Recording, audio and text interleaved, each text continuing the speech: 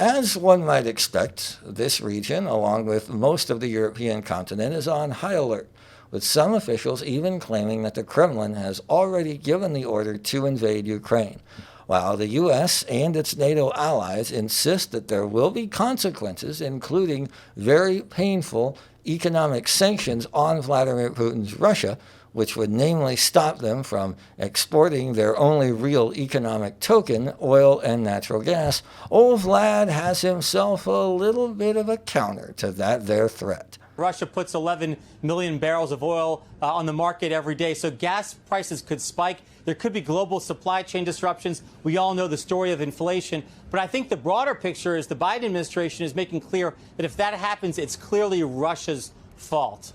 Oh, right. Short of sending troops in to defend Ukraine, maybe the best deterrent that the West has against the invasion would be the economic sanctions. But domestic political concerns for the Biden administration cannot be ignored, as many places in the country are already seeing gas prices skyrocket.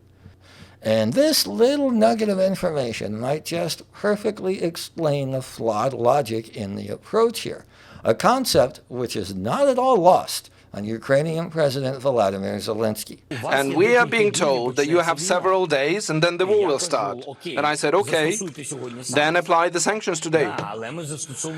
Yes, they say, we apply sanctions when the war will happen. I'm saying, fine, but you are telling me that it's 100% that the war will start in a couple of days. Then what are you waiting for?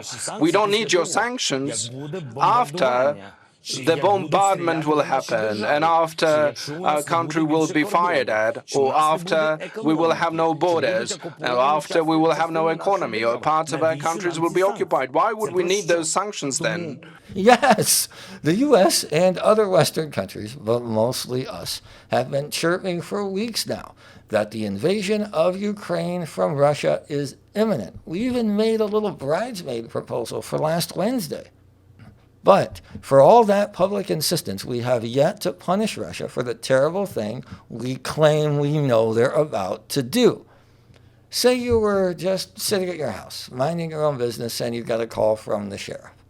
And the sheriff said, Wayne, I'm assuming your name is Wayne for the sake of this conversation. This is the sheriff's department. We've got it on good authority that this Wednesday someone's going to come over and ransack your house. And you would say, well, what makes you so sure? Why do you say that?